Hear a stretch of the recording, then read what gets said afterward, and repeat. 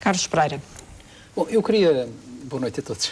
Eu queria, em primeiro lugar, dizer que trago um tema que não é um tema novo, mas que eu queria relembrar porque me parece muito relevante, tendo em conta a situação em que nos encontramos. A Madeira e os madeirenses estão sujeitos a um plano de assistência económica e financeira e esse plano de assistência económica e financeira implica um conjunto significativo de sacrifícios.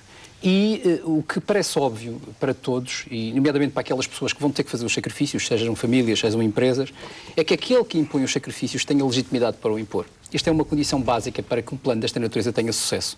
Ninguém, em boa verdade, poderá aceitar um nível de sacrifícios tão grande como este que está a ser imposto, injusto, nós já o dissemos, demasiada austeridade, injusta porque afeta setores mais frágeis da sociedade, sem sentir que da outra parte, daquele que está a impor, tem legitimidade. E há duas questões que eu queria referir que demonstram que não há legitimidade para impor uma coisa desta natureza. Em primeiro lugar, o governo do PSD foi o governo que trouxe a Madeira para a situação em que se encontra e, portanto, não tem legitimidade para impor este nível de sacrifícios, mas, sobretudo, o Presidente do Governo, que é o principal responsável da situação, é aquele que tem dado a cara pela montanha de sacrifícios que está em cima da mesa, tem menos legitimidade que todos. Eu quero lembrar que o Presidente do Governo continua a acumular uma reforma com salário de forma absolutamente inadmissível. Se todas as famílias, se todas as empresas, se todas as pessoas na região autónoma da Madeira estão a fazer sacrifícios, era a altura do Presidente do Governo dar um sinal de que ele também está disponível para fazer sacrifícios. E não fazer esta separação é de facto demonstrar, eu termino já, é de facto demonstrar que não está à altura dos acontecimentos e não tem legitimidade para esta matéria.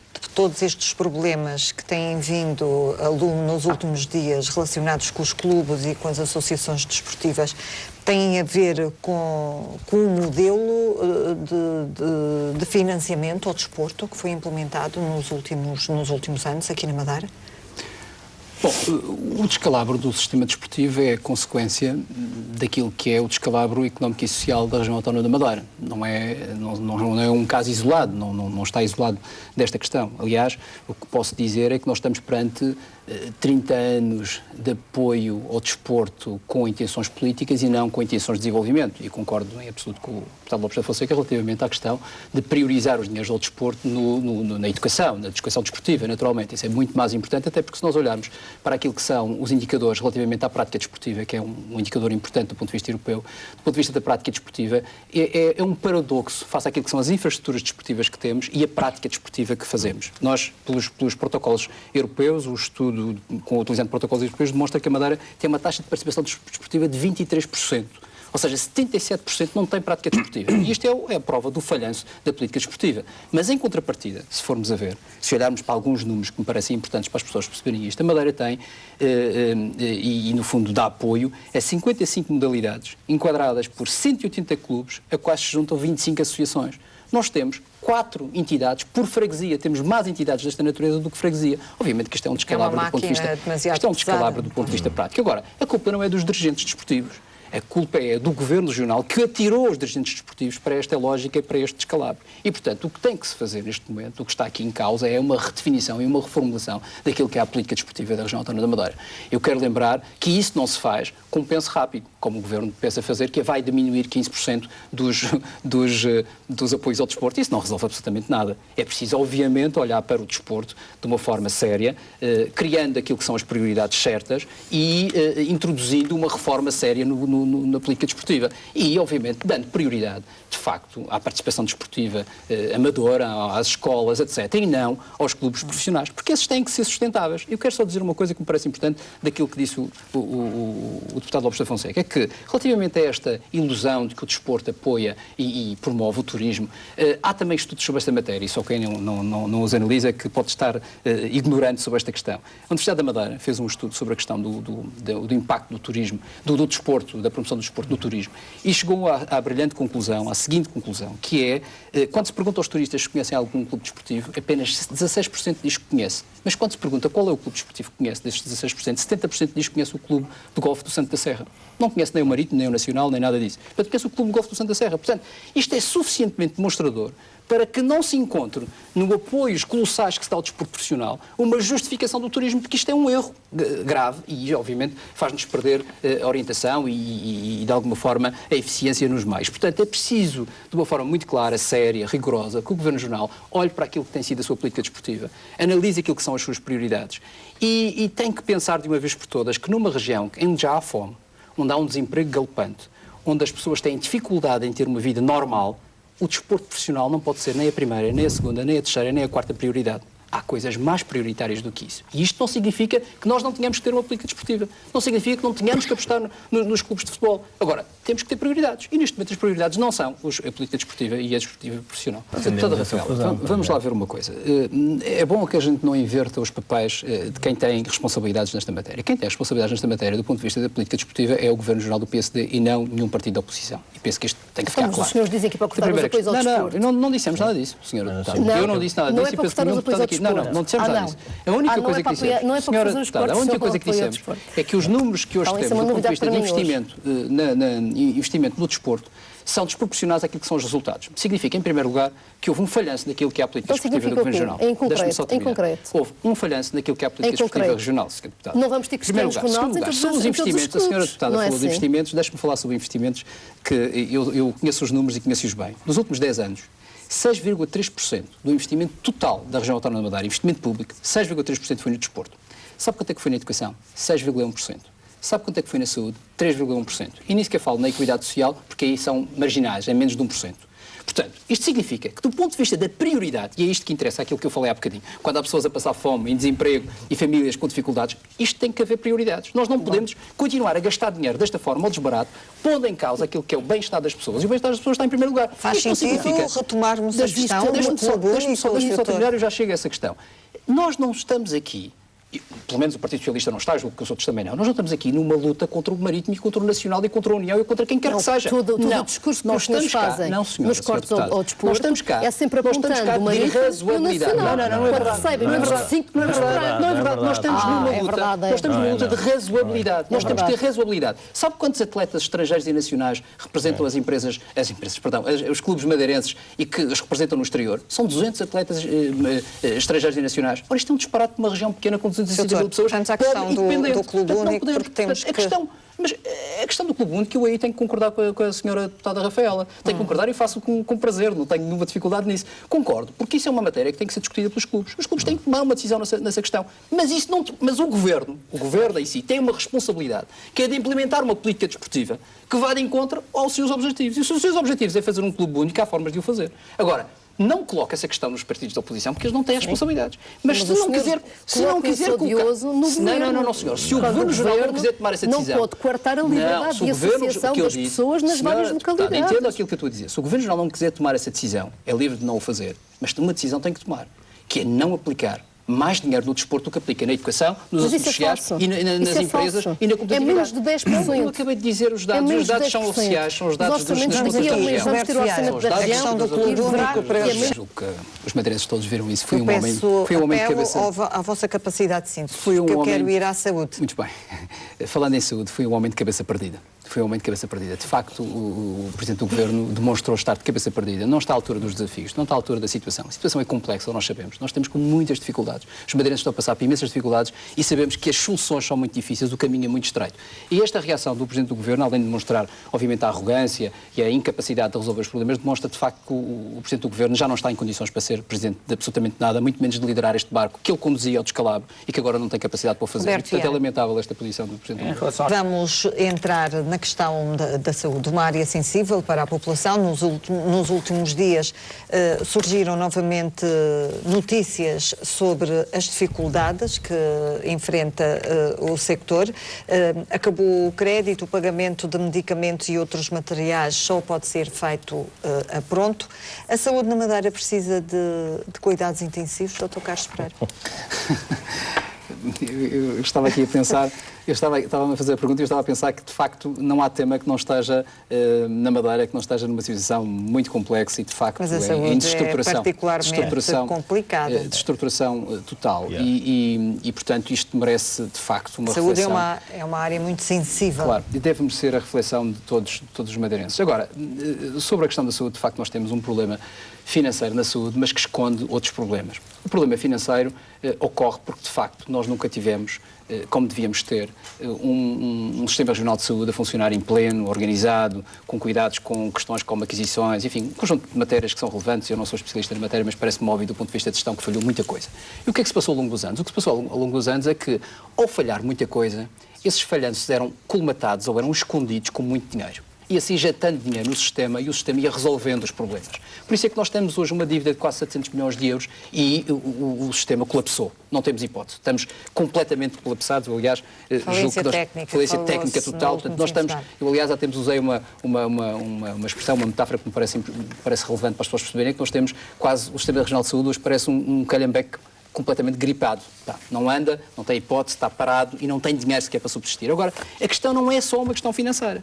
Nós temos deficiências do ponto de vista de gestão, nós temos deficiências do ponto de vista da organização, nós temos deficiências do ponto de vista estratégico. Ao longo dos anos, nada destas matérias, nenhuma destas matérias foi tida em atenção. E, portanto, nós chegamos agora numa altura de grave crise financeira, com grandes dificuldades financeiras, e os problemas têm vindo ao de cima. Para arrumar esta casa, mais uma vez voltamos ao problema daquilo que é os pensos rápidos que o plano de assistência financeira consubstancia. O plano de assistência financeira que o Governo tem vindo a falar e a explicar nas igrejas... É das áreas onde se pormenoriza mais algumas medidas. Mas se olhar para o que lá está, não deixam de ser pensos rápidos, não deixam de ser soluções absolutamente avulso. O que é que, em sua opinião, faz falta aqui? O que faz falta aqui é uma reestruturação do sistema. É preciso reestruturar o sistema e essa reestruturação implica, de facto, centrar o sistema naquilo que é a visão óbvia relativamente ao sistema de saúde, que é centrá-lo na questão do utente. E centrá-lo na questão do utente, reestruturá-la e garantir que é possível fazer, e este parece um chavão, mas é mesmo assim, é fazer mais com menos dinheiro. E é isso que nós temos de conseguir fazer. Nós, não vale a pena, se nós retirarmos dinheiro, como o plano da assistência financeira consubstancia, que apenas diz, bom, temos que poupar aqui 15%, aqui 20%, não interessa, o que lá está, não estou a vê-lo em pormenor, mas basicamente pede um conjunto de reduções, mas esse conjunto de reduções, se não for acompanhado por uma reforma profunda, de gastos. Se não for acompanhado por uma reforma profunda, o que vai acontecer, sabe o que é? É perda de serviço, perda de qualidade de serviço e perda, efetivamente, de alguns serviços. E isto é que não pode acontecer. Nós temos que ser capazes de racionalizar, de poupar, de diminuir o peso financeiro do sistema, mas sem perder qualidade e sem perder serviços. E aproveitar as suas palavras relativamente ao bom senso. Para dizer que eu esperava que o Governo Regional tivesse bom senso. Mas a Sra. Deputada deu 12 exemplos que demonstram, se é que haviam algumas necessidades de termos argumentos extras sobre esta matéria, suplementares sobre esta matéria, que demonstram a atrapalhada da gestão estratégica na saúde. E os 2 exemplos foram. O primeiro teve a ver, de facto, com a participação privada na saúde.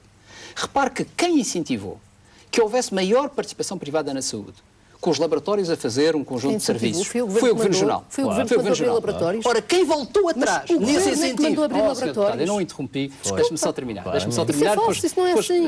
Sra. Deputada, são os factos, não estou a inventar factos, são os factos. O Governo mandou abrir laboratórios. Quem incentivou... Má gestão é não se aproveitar a capacidade instalada do serviço público neste momento. Deixe-me só tentar acabar um bocadinho. Eu vou ser rápido, eu prometo ser rápido para a Sra. Deputada continuar a expor a sua afirmação.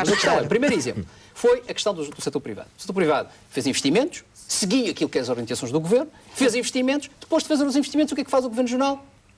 Retira essa possibilidade dos investimentos serem viabilizados, por um lado, e o próprio Governo Regional expulsa o investimento privado, fazendo ele próprio o mesmo investimento que fez o investimento privado. Ora, isto é um descalabro do ponto de vista estratégico. Não é o que está a dizer, isto é o que está a se passar hoje em dia, Sra. Deputada. A gestão dos primeiro exemplo, públicos a Sra. Deputada exigem o aproveitamento da capacidade instalada no serviço público. Se exigia, é que o problema o Governo Regional não pode decidir uma coisa em 2000.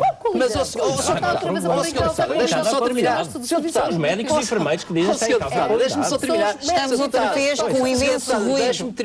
Deixe-me terminar o meu raciocínio. Confronte-os. O meu primeiro raciocínio é: o Governo Regional não pode pensar uma coisa em 2007, uma em 2009 e outra em 2010. Tudo diferente. Não pode, porque isto é uma confusão desgraçada e, obviamente, incentiva e dá sinais errados para o mercado. Primeira questão. Segunda questão. Então, o Governo Regional já não sabia que ia ter uma rede viária XPTO a ligar toda a gente? Não, no ano 2000 não. Sra. Deputada. Sra. Deputada. Os centros de saúde não foram todos inaugurados no ano 2000. Não, claro que não foram. Muitos deles foram antes Mas deixe-me terminar. Eu sei que é difícil perceber. Eu sei que é difícil demonstrar para si que o Governo Regional fez atrapalhada nesta área e está a pagar e os madeirenses estão a pagar. Não é o Governo Regional que está a pagar. São os madeirenses que estão a pagar. Deixe-me acabar o raciocínio para pelo menos as pessoas perceberem onde eu quero chegar. Não vai chegar lá Não, vou chegar lá. A rede viária estava com certeza planeada. Quer dizer, se não estava, é um erro pior que o outro, mas estava com certeza planeada. Tal como devia estar os centros de saúde. Lembraram-se em 2010 2010 que afinal havia muitas estradas e não era preciso tantos centros de saúde.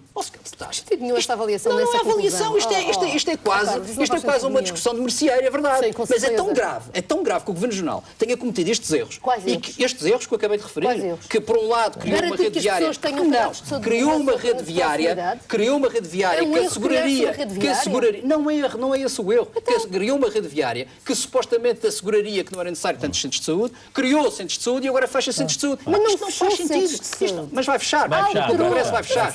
Os aconselhos têm de acabar uma Senhora Deputada, não interessa. O que interessa aqui, onde eu quero chegar, e eu gostaria só de terminar, porque a senhora Deputada não me deixa acabar o raciocínio e eu não quero entrar em conflito com a senhora Secretária, com a senhora Deputada. E, portanto, a questão é, onde eu quero chegar é, houve da parte do Governo Geral, isto são só 12 exemplos e foram dados por si, não foi por mim. O que aconteceu no Governo Geral, do ponto de vista da saúde, que aconteceu em muitos outros setores, está a acontecer em muitos outros setores, é que o Governo Geral não tem estratégia para esta matéria, não teve estratégia. E às segundas, quartas e sextas faz uma coisa, às terças, quintas e sábados faz outra. E depois, os atores do sistema, os que estão lá fora, quer sejam privados, quer sejam profissionais, andam a tentar apanhar bonés para saber onde é que isto vai bater. E isto é um desastre. Do ponto de vista financeiro, é o que é, o descalabro. Do ponto de vista da organização, é a mesma coisa. Aliás, a senhora Deputada disse uma coisa... não é aproveitar-se a senhora Deputada disse uma coisa muito importante. Como é que é possível? Foi dizer que a nova gestão do Sistema Regional de Saúde resolveu aqui um problema de lideranças, etc. Sabe o que é que o povo da Madeira percebeu? Com a nova gestão do Sistema de Saúde é que de lideranças e desfias e de não sei o quê. Não, eu disse que vai ter de concluir. Sabe o que o povo da Madeira... Sabe a única coisa que ficou nos madeirenses relativamente aos últimos anos da gestão do Sistema Regional de Saúde? Uns contra os outros. Profissionais contra profissionais. Ninguém se entende. Não se consegue ter um sistema em paz para conseguir uma reorganização. Não fomos nós, não foram os profissionais, foi quem os lidera e, em particular, o Governo Regional da Madeira. Este plano de assistência económica e financeira tem vários problemas e vários erros. Um dos erros é este? Não é a questão do plano estratégico. Um dos erros é a forma como aborda a questão da saúde. Se olhar para todas as medidas que aí estão, há um esforço significativo desse plano para garantir que se retira meios financeiros do sistema. Ora, basicamente é isso. Retira meios ou obriga os cidadãos, os senhores deputados, se permitirem, eu gostaria de poder falar e eu julgo que lá fora, com toda a gente a falar, ninguém me ouve e eu gostaria que alguém ouvisse aquilo que o PS tem para dizer sobre isto. Portanto, estava eu a dizer que há, do ponto de vista do plano de assistência económica e financeira, há um erro grave que é, na componente da saúde, é basicamente um esforço que está aí transparente para ou retirar dinheiro do sistema ou obrigar os utentes a pagar mais. E isto é, obviamente, uma tempestade perfeita. Quer dizer, tira-se dinheiro do sistema e obriga-se os utentes a pagar mais, isto é, de facto, algo muito complicado. Naturalmente que a única coisa que, de facto, faz sentido nesse documento é elaborar um plano estratégico. O Governo Regional já devia ter feito, de alguma forma, esse mesmo plano. O que é que deve interessar ao plano estratégico? De uma forma muito simples, é preciso garantir basicamente o seguinte, garantir que se faz o que se tem que fazer na área da saúde, que é ajudar os utentes, fazer por menos dinheiro do que se tem feito, e isso significa organização, e é preciso fazer uma coisa rapidamente, que é trazer paz a este setor. Nós não conseguimos elaborar nada de jeito se tivermos todos uns contra os outros que existem hoje. Para terminar,